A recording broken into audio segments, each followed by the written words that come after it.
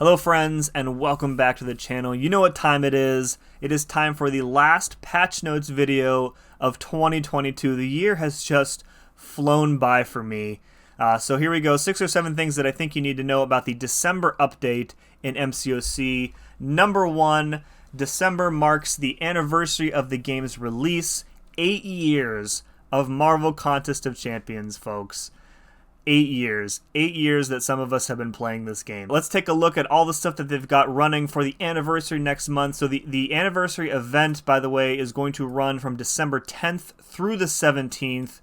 We're going to start with a login calendar. This will be tiered to your progression level. Again, so if you are close to the next level, always recommend you try and push for it before these things start. For Paragon players like myself, you're getting a full basic 6-star Hero Crystal and then a featured 6-star Hero Crystal on the last day. This feels almost guaranteed to be Archangel for me, just because I used an Awakening gem on him after I pulled him finally. So this would be almost poetic to finally get him after I don't need him anymore. Next up, keep an eye out for the profile picture. This is usually, it's just like a number profile picture. I don't see many people running the anniversary profile pictures.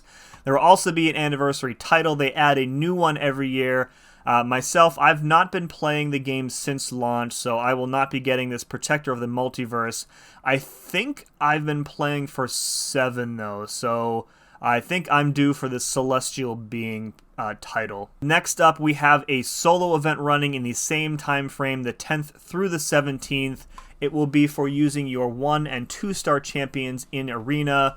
The rewards, these are not tiered to your progression, so everybody will have a chance to get 10,000 6-star shards and a little bit of tier 5 class catalyst fragments. The scoring for this arena doesn't look too bad. Like, sometimes they run that arena and it just takes so long to use your 1 and 2-star champions and get all the milestones. The max milestone here is 100,000 points, which is 50 fights if you just recycle your 1-star champions. Definitely not a lot of time invested in that. Next up, if you are a contender or above, you will be getting a free 4-star Quicksilver delivered to your account in the mail, so everybody can enjoy that janky combo. I think they did this last year. Everybody got a free 4-star Hercules, so him being the Summoner's Choice winner, they usually hand him out for free. Also rerunning the Halls of Glory, Fortune, and Healing.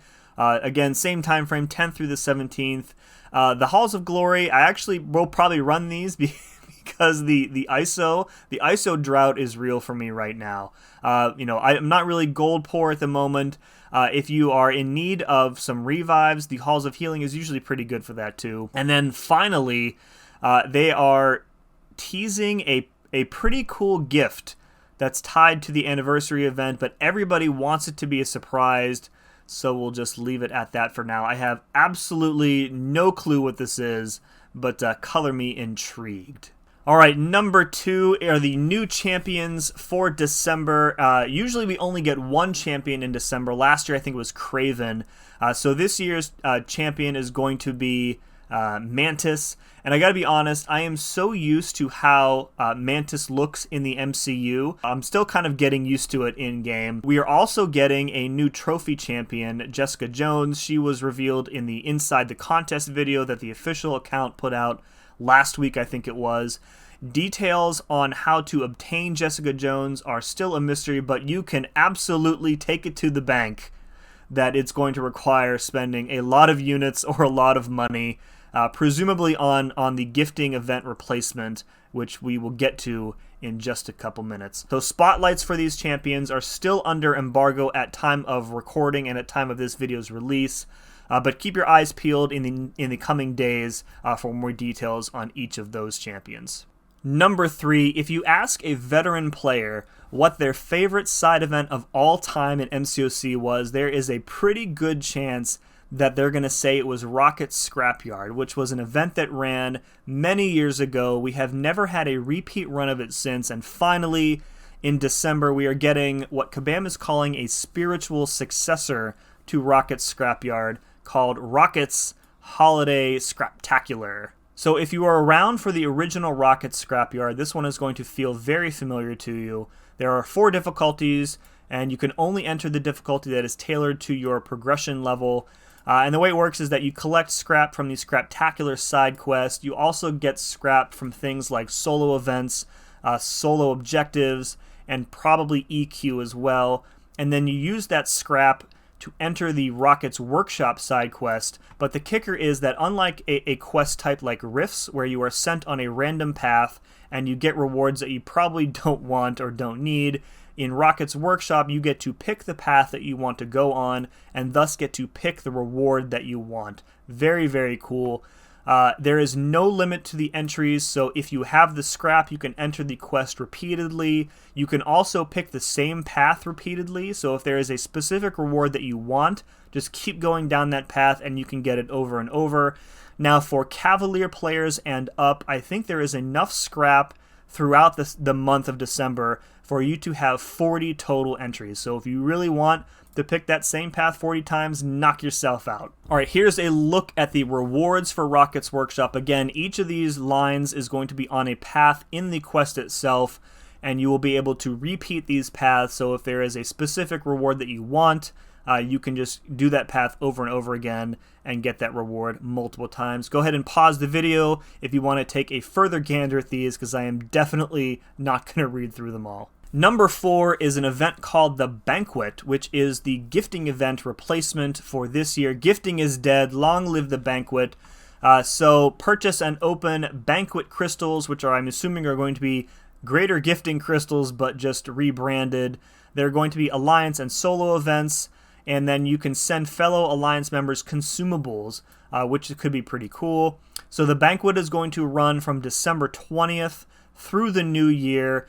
There is a login calendar also associated with this, and it is not locked to progression.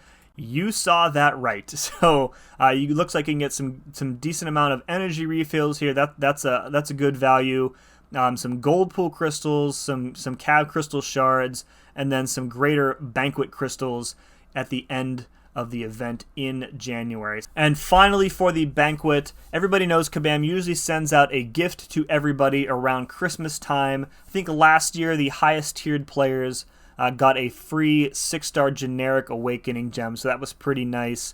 The gift is returning this year. It is also going to be tiered by progression. So again, I know I say this a lot, if you are close to that next progression level, it is very beneficial for you to push and get there before these things start. Not sure what to expect for Paragon this year. I wouldn't say no to like another Abyss Nexus crystal though. Either that or like some rank 4 mats. I'm guessing like Thronebreaker might get the generic 6-star, or they could just repeat what they sent last year and Paragon players are going to get a free 6-star generic gem. Who knows? Alright, last but not least is a pretty extensive list of bug fixes for the month of December. I'll call out a few of these. The first thing I want to call out, though, is the wording on this one. Fixed an issue with player wallets becoming unresponsive after leaving incursions. Speaking from experience, the only time my wallet became unresponsive was after Cyber Weekend.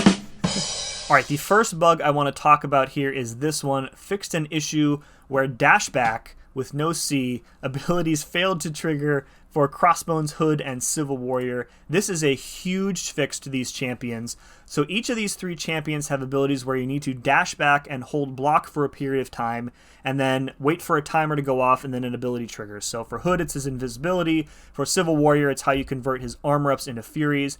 However, unlike Falcon, who doesn't have this problem, if you accidentally interrupt the ability that is charging while you're holding block, you actually need to dash back twice in order to start that process over again. With Falcon and his locked on, if you interrupt the locking on process, you can dash back once and hold block, and it will immediately start the locking on again. These 3 champions have never worked like that. It's been very annoying, especially for, nobody plays Civil Warrior, but for Hood and Crossbones players, this is going to be a huge buff for them. Alright, number 2, Abyss Green Goblin's shield charge can now be removed by Cosmic Ghost Rider's indefinite armor break versus villains.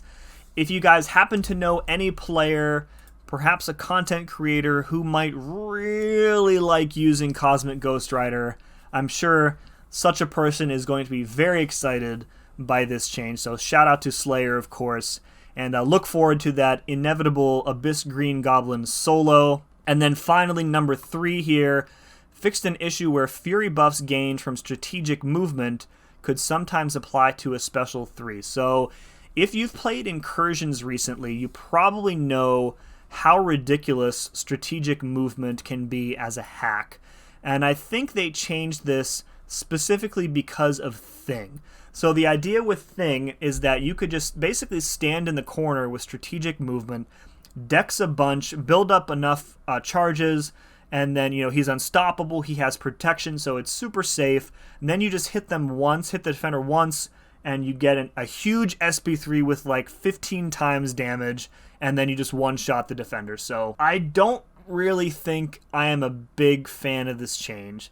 I understand that taking a super safe champ like Thing and also making him fast is probably an issue, but on the other hand, there are like 3 viable champs for a full Zone 25 run through Sector 9, and Thing is one of those champs. So changing this, it kind of feels really bad. So, again, I get it, but I don't really like it. All right, folks, that's going to do it for the month of December. A lot of stuff happening next month. Let me know in the comments below what you are most looking forward to. Let me know your guesses for the holiday gift for next month as well. And folks, do remember to hit that like button and subscribe so you don't miss any future videos. And as always, thank you very much for watching. We'll see you again next time.